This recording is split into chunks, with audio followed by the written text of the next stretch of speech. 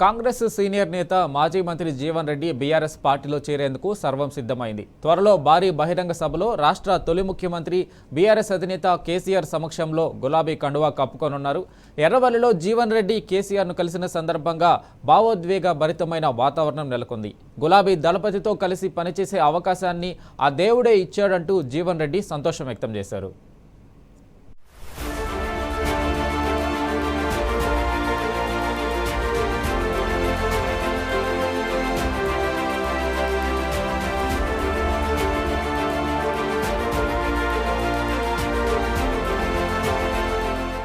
Congress senior నేత మాజీ Mantri Jeevan Reddy BRS పార్టీలో చేరుతున్నారు. త్వరలోనే భారీ బహిరంగ సభ నిర్వహించి అందులో గులాబీ కండువా కప్పుకునేందుకు సిద్ధమయ్యారు. ఈ సందర్భంగా ఎర్రవెల్లిలో తెలంగాణ సాధకుడు, రాష్ట్ర తొలి ముఖ్యమంత్రి బీఆర్ఎస్ అధినేత కేసీఆర్ ను ఆయన కలిశారు. ఈ సందర్భంగా జీవన్ రెడ్డి భావోద్వేగానికి లోనయ్యారు. తెలంగాణకు నష్టం జరుగుతున్న సమయంలో మీతో కలిసి పనిచేయమని ఆ దేవుడే తనను పంపించాడంటూ కేసీఆర్ తో చెప్పారు.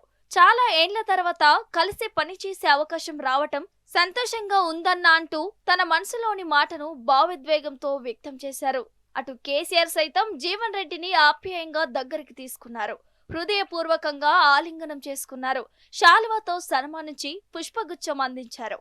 కాసేపు ఇష్టగోష్ఠి తర్వాత జీవన్ రెడ్డి బృందానికి మధ్యాహ్న ఆతిథ్యం ఇచ్చారు కేసీఆర్.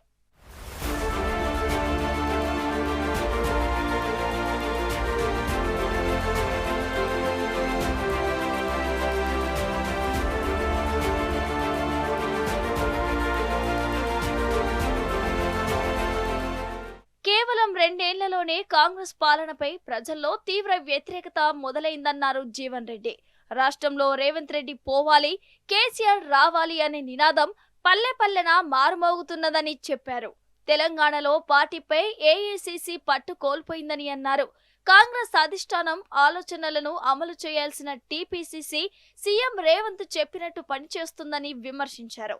రేవంత్ చెప్పినట్టుగా పీసీసీ పనిచేస్తుంటే ఇక కాంగ్రెస్ కార్యకర్తలకు గుర్తింపు ఎక్కడ దొరుకుతుందని ప్రశ్నించారు.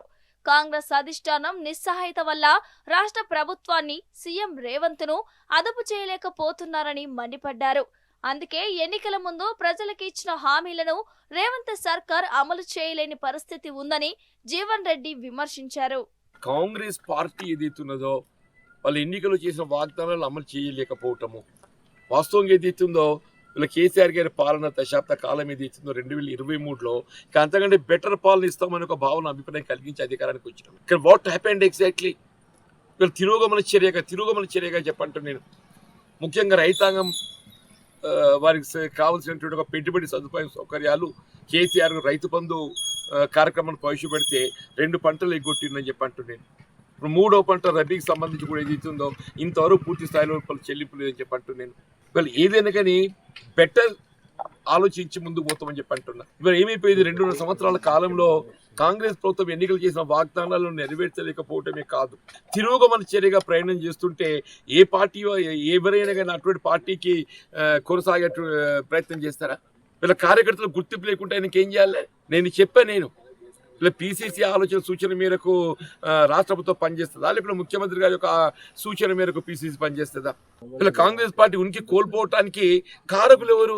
ఇలా ప్రదేశ్ కాంగ్రెస్ ఏదైతుందో నిస్సహాయత, అధిష్టానం నిస్సహాయతతో ఏదైతుందో ఇలా రాష్ట్ర ప్రభుత్వం అదుపు చేయలేకపోవడంతో రాష్ట్ర ప్రభుత్వం ఇలా ఎన్నికల్లో చేసిన వాగ్దానాలు అమలు చేసే దిశగా ముఖ్యమంత్రి గారిని పై ఒత్తిడి తేవటం లోపల సభ్యులు కాలేకపోవడంతో ఈ పరిస్థితి ఎదురవుతుందని చెప్పంటూ నేను.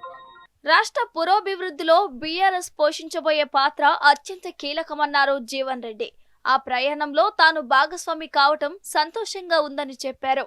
అధికారం కోసం ఆశపడితే 2019లోనే బీఆర్ఎస్ లోకి వెళ్లేవాడినని, అప్పుడు ఫిరాయింపు చట్టం భయం కూడా లేదన్నారు. మొదటి ఏడాదిలో 2 లక్షలు, రెండో ఏడాది లక్ష్యాన్ని చెప్పి మొత్తం 3 లక్షల ఉద్యోగాలు ఎగ్గొట్టారని మండిపడ్డారు. కేవలం 17,000 ఉద్యోగాలు ఇచ్చి 60,000 ఉద్యోగాలు ఇచ్చినట్టు అబద్ధాలు చెప్తున్నారని ఫైర్ అయ్యారు. కాంట్రాక్టు, అవుట్సోర్సింగ్ ఉద్యోగాలు ఉంటాయో ఊడతాయో తెలియని పరిస్థితి దాపరించిందని ధ్వజమెత్తారు.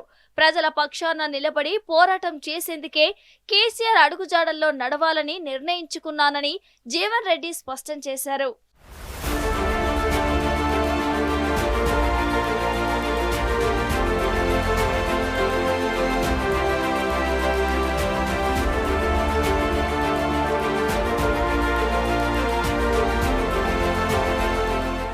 ఈ నెల 20 లోపు జగిత్యాలలో నిర్వహించే భారీ బహిరంగ సభ వేదికపై బీఆర్ఎస్ అధినేత కేసీఆర్ సమక్షంలో జీవన్ రెడ్డి బీఆర్ఎస్ లో చేరతారని మాజీ మంత్రి కొప్పుల ఈశ్వర్ తెలిపారు.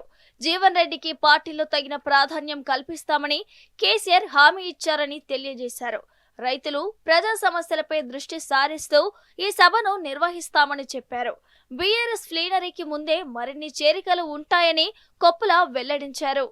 రెడ్డి గారి సందర్భంగా ఈరోజు వారు మర్యాదపూర్వకంగా అధినేత కేసీఆర్ గారిని కలవడం జరిగింది. పాటు జగిత్యాల జిల్లాకు సంబంధించినటువంటి మాజీ మంత్రి వర్గు ఎల్ రమణ గారు కావచ్చు, విద్యాసాగర్ రావు గారు కావచ్చు, అదేవిధంగా నేను కావచ్చు, దావ వసంత కావచ్చు, మా గంగుల కమలాకర్ గారు, ఆ జిల్లాకు సంబంధించిన ప్రముఖులతో జీవన్ రెడ్డి గారితో పాటు ప్రత్యేకమైన సమావేశం నిర్వహించడం జరిగింది.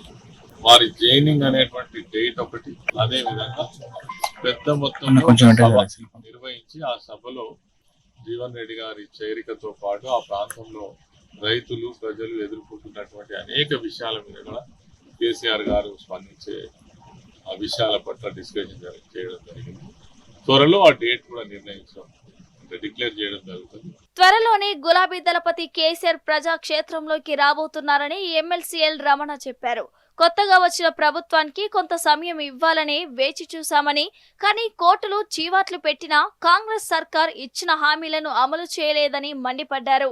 కేంద్ర ప్రభుత్వం రాష్ట్రాన్ని పట్టించుకునే పరిస్థితిలో లేదని, ఉత్తర తెలంగాణ నుంచి కేంద్ర మంత్రి ఉన్నా పైసా నిధులు రావటం లేదని దుయ్యబట్టారు. కేంద్ర రాష్ట్ర ప్రభుత్వాల వైఫల్యాలను అడుగడుగునా ఎండగడతామని ఎల్ రమణ స్పష్టం చేశారు. ప్రజా సమస్యలపై నిరంతర పోరాటం కొనసాగుతుందని, రాష్ట్రంలో బీఆర్ఎస్ ను తిరుగులేని పార్టీగా బలోపేతం చేస్తామని చెప్పారు.